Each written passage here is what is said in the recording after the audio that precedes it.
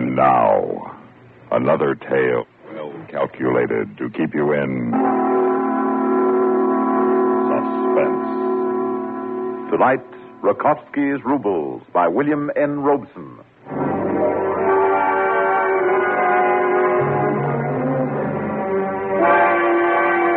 This is a story of old Russia.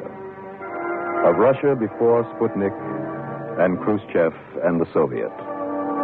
Of the Russia of resplendent Tsars and the hopeless characters of Dostoevsky.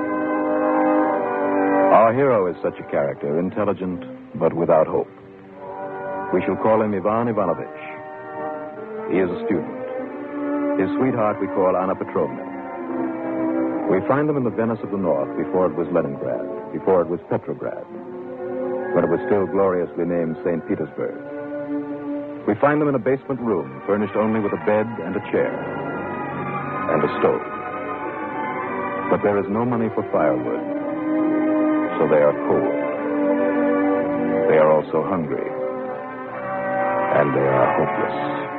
Hopeless. Utterly hopeless. What is hopeless, Ivan Ivanovich? Life, Anya Petrovna.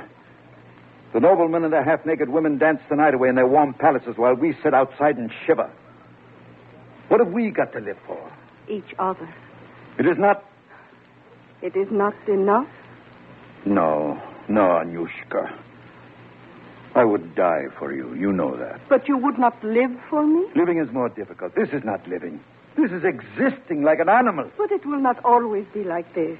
You will graduate from the university soon. And then what? Position in a government office if my marks are good enough? If not, the army? No, Anyushka. There's no place for me in this society without money, without a title. You talk like a revolutionary. Not me. Where did it get them, those anarchists who tried to kill the little father of all the Russias as he worshipped at Easter Mass last year? They're all dead. Or worse, they've been sent to Siberia for the rest of their lives. No. A Tsar is too mighty. He will not topple easily. I have no stomach for martyrdom. No, Anya. I'm only interested in myself. And you, of course. Anyushka. Do you love me? You know I do. Enough to wait for me? Wait for you? Yes, for 20 years. 20 years? Where are you going? To prison. What are you talking about, Ivan? I have a plan that will make us rich 20 years from now. I'm going to steal a fortune. Steal? But the police will arrest you. Indeed. It is necessary to the plan that they do. I do not understand you, Ivan Ivanovich. I do not need your understanding, my little dove. Only your help. Will you help me? Yes, Ivan, I will do anything you say. Good. And you must get me an interview with your employer. The Prince Bolinin? Yes. Why do you want to see him? I'm going to work for him. You are? Yes. What will you do for him? I don't know. Secretary, footman, valet. Whatever he needs me for. You will find out. And so the devoted and willing Anna kept her tiny, close-set eyes open, and also her rather large ears. And she reported all she saw and heard to Ivan Ivanovich. At last, the day came. Ivan Ivanovich Marusak, Anna has told me much of you. You're from the Volga? Yes, Excellency. You are graduating from the university? Yes, Excellency. And you are looking for a position? With you, Excellency, as your secretary. I have all the qualifications, my grades at the university. And you are without the secretary at the moment. Yes, I am without the secretary. The young man who has served me so well for the past several years was suddenly taken ill. So ill, he nearly died. It was almost as though he had been poisoned. What a pity. Anna speaks very highly of you. Consider it done. Only see that you don't become ill as your predecessor did. Oh, no, Excellency. You need not worry. I am sure there is no danger of that. Ivan Ivanovich insinuated himself into the good graces of the Prince Bolinin with the celerity and precision of a Potemkin taking over the court of Catherine. He soon knew all there was to know about the prince. All except one thing. The combination to his safe. No, my dear Ivan Ivanovich, no one but I opened that strong box. But, sire, What if you were to, God save you, die suddenly? And the secret would go to the grave with me. And all that money? It would no longer be my problem, would it? No, but as your confidential secretary, it would be mine. I mean to pay off your creditors, to satisfy your heirs. But it is not your problem now. No, Excellency. Then why worry about it, my little Ivan? But Ivan did worry about it day and night. All those rubles, all those jewels, so close, just beyond that little iron door. Anyushka, you are aware that the prince goes to his villa at the lake on Friday. So I have been told. And does not return until Monday. That is what they say. Good. You go with him? The whole household goes. Good. All except me. But Ivan... I shall be taken ill. But you will be all alone in the house. Exactly. Who will look after you? I will look after myself, Anya. Don't worry about me. I will look after myself handsomely.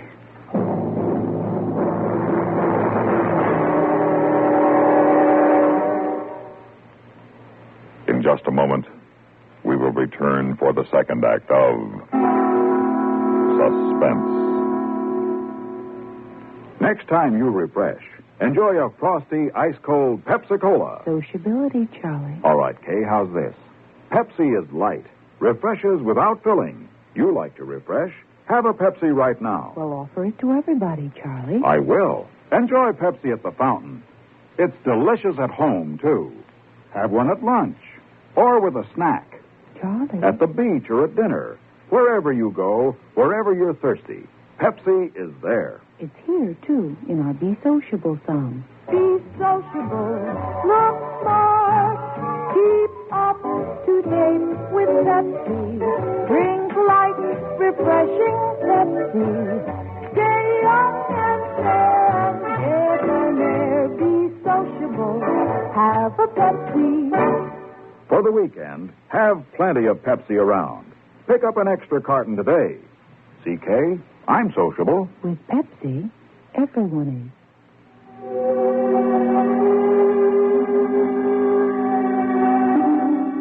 One of the imponderable conundrums of philosophy is the old chestnut which asks if a falling tree makes a sound if there is no one in the forest to hear it. No one knows the answer. And no one knows whether a muffled explosion was heard in the Marianskolia street that Sunday night so many years ago.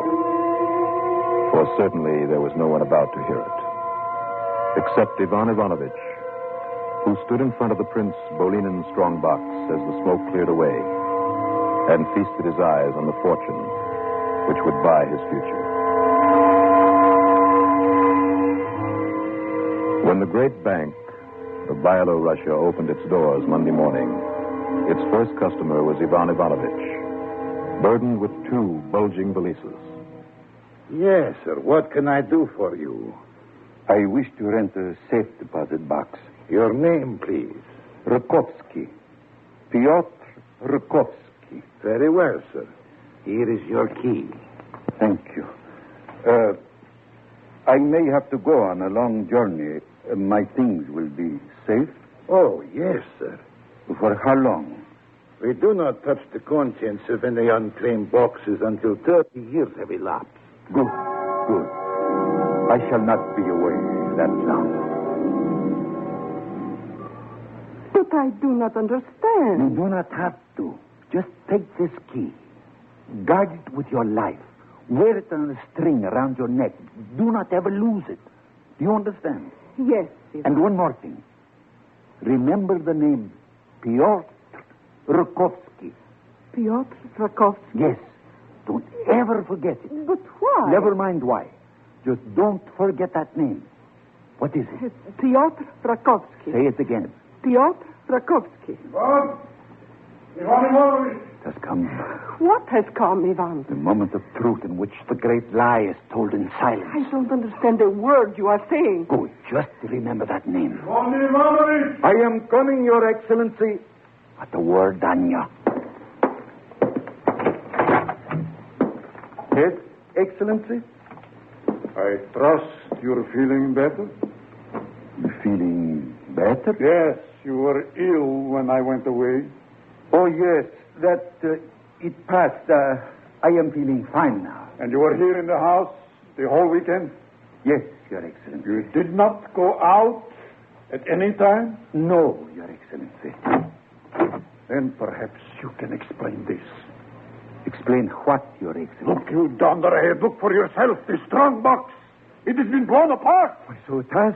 What do you know about this? Nothing, Your Excellency, nothing at all. But you admit that you were alone in the house the whole time. You must have heard something or seen something. Nothing, Your Excellency. It's impossible. Nothing's impossible. You are forcing me to believe that you know a great deal you're not telling. If you are thoroughly convinced of that, you are at liberty to call the police. Indeed I am, and I shall exercise that liberty at once. The tribunal of the Tsar found themselves in a quandary. The accused would neither admit nor deny the crime. Yet the circumstances spoke for themselves in the loudest of tones. And so at last, the tribunal did just as Ivan Ivanovich hoped they would. We find the defendant guilty and sentence him to 20 years at hard labor in the salt mines of Siberia.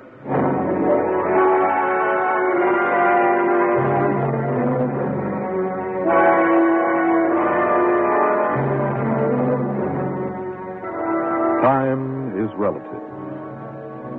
For the child, a day is an eternity.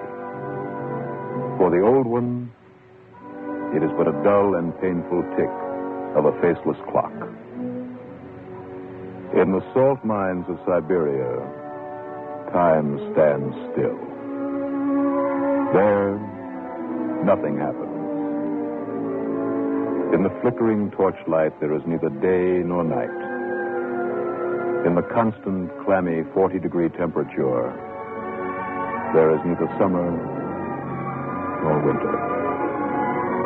The brain softens here. The mind wanders away and is lost. Unless a man has a dream. A droshky with the finest of horses, and a coachman, and a great house in the town, and another in the country. Ah, Yuri, the millionaire, is counting his money again. Tell me when he gets to the dancing girl. You laugh. Go on and laugh.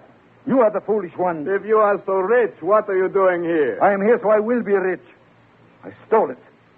I am paying for it. And where is this fortune of yours? While you're paying for it? It is in a safe place, locked away, waiting for me to claim it. It is all right, Ivan Ivanovich. We understand. You understand what? These salt mines. We all need something to help us get through. With you, it is this dream of riches. There is nothing wrong with it. It's good if it helps the days go by and fills the night with something more than the snores of your comrades. But it's true, I tell you. I am rich. I have the money and the jewels. They're mine. They're hidden away, waiting for me. I know, Tavarich. I know. No, you don't. It's true. It's true. Why don't you believe me?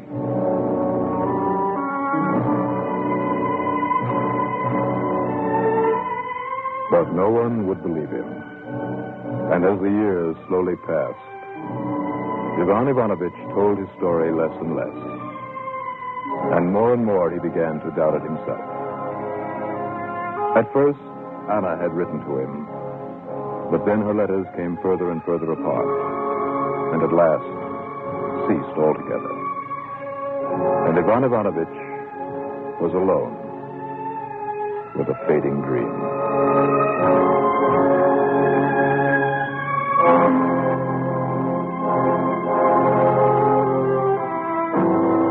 But at last the day came when Ivan Ivanovich's account was settled, his debt to society paid. Look at him now, shuffling up the Marianskolia Street. A graying, stoop-shouldered, middle-aged man. He stops at the door of number 33 and pulls the bell knob. The door is opened by a young girl with largish ears and eyes set too close together. Shinka, you have not changed a bit. You are even prettier. You must be mistaken. My name is Natasha. Natasha? How old are you? 18. Then your mother, is her name Anya? Yes, it is. Is she home? Would you call her? I'm an old friend of hers. Mama? Mama? Da, Natasha. I have ears to hear you with. What do you want? There's an old man at the door. He says he is a friend of yours. A friend of mine? I have no old men for friends. What is it? What do you want? You do not remember me, Anya? No, I never saw you before in my life. You do not remember Ivan Ivanovich? Cannot be. I thought you were dead. Is that why you married? You said you would wait for me. A girl cannot wait her whole girlhood out. You didn't wait very long. I never expected you to come back. So little faith. After all our plans. The key. You still have the key? What key? The key I gave you. The key I told you to keep for me. Oh, that key. My husband was jealous of it.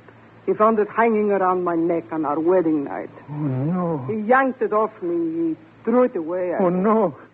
The key to all my riches. I told you. You promised. I never understood about that. Except it was dangerous. My man said it was dangerous when I told him about it. Dangerous? It was the key to our life together. It could have gotten me into trouble, receiving stolen goods or something, he said. Your husband is a fool. At least the name. You remember the name? What name? When I gave you the key, I told you a name. I told you to repeat it after me. I told you to remember it always. Remember? I remember you telling me. Then what was the name? I have not the slightest idea. Oh, no. You have not forgotten. Why should I remember? I told you to. But you did not tell me why. You said I needn't know, that I shouldn't have my head cluttered with such things. So, I did not clutter my head at all. Yes. I said you were stupid then. Now the right. You are as stupid as your husband is a fool. Careful, Ivan Ivanovich. Fool, stupid. Natasha, go fetch your father. He'll know how to deal with this madman. Yes, Mama. No, Anya, forgive me. I let myself go too far. Forgive me.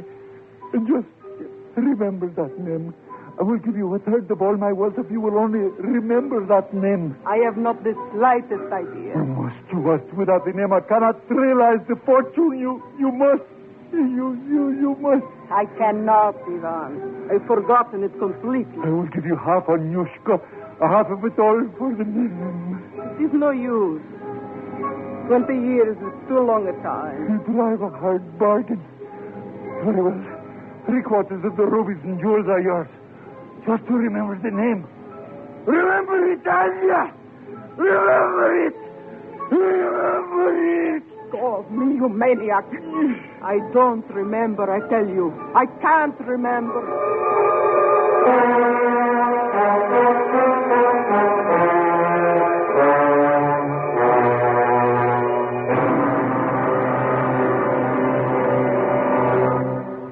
In just a moment, we will return for the concluding act of Suspense. Now, here are Edgar Bergen and Charlie McCarthy. Bergen, why did you stop the car here? I want to talk to that farmer. Oh, mister. Oh, you call me? Why, it's Mortimer Snurd. Oh, where? Oh, that's me. Are there any General Motors dealers around here? No, but we got some Chevrolet, Pontiac, Oldsmobile, Buick, and Cadillac dealers, though. And some Chevy and GMC truck dealers, too. Well, Mortimer, those are all General Motors dealers. No! Well, what do you want to see them all for? Well, I only want to see one for guardian maintenance. Do they make that car, too? No, that's a service that's available only at General Motors dealers' service departments. Oh, I see. Yes. And right now, they're featuring complete lubrications, quality appearance services, brake adjustments, and front-end inspections. It's quality work performed by GM-trained servicemen at a fair price. Well, that makes good sense even to me.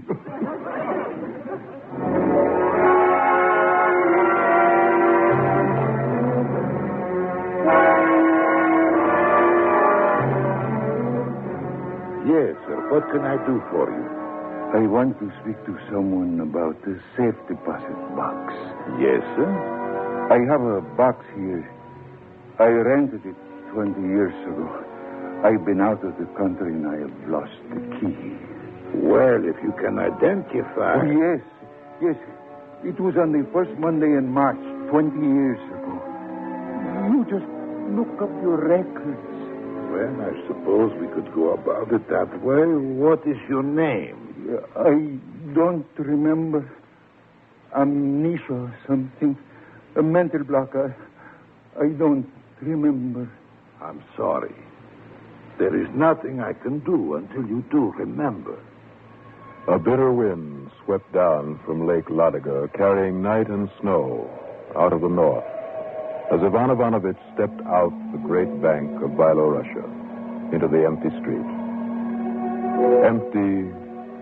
Empty like his life. Useless, meaningless. And the sooner over, the better. Ivan Ivanovich shuffled across the wide boulevard to the bridge where Katerina Street crosses the River Nevia.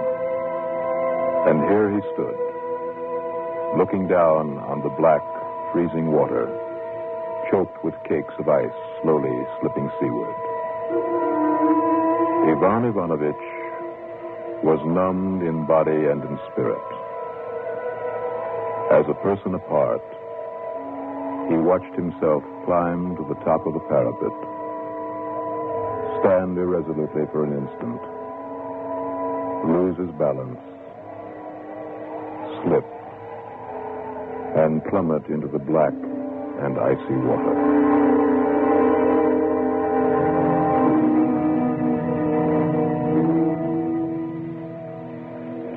The shock of the freezing water brought him back to his senses. He flailed his arms widely. Help! Help! Help! And then, in a blinding flash, he remembered.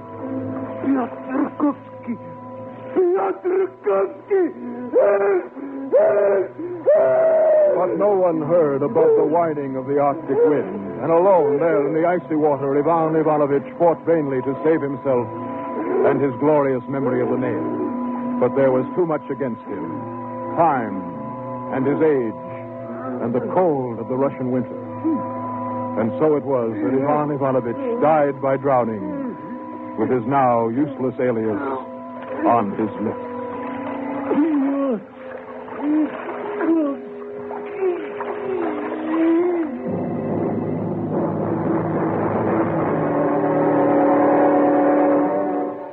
Suspense.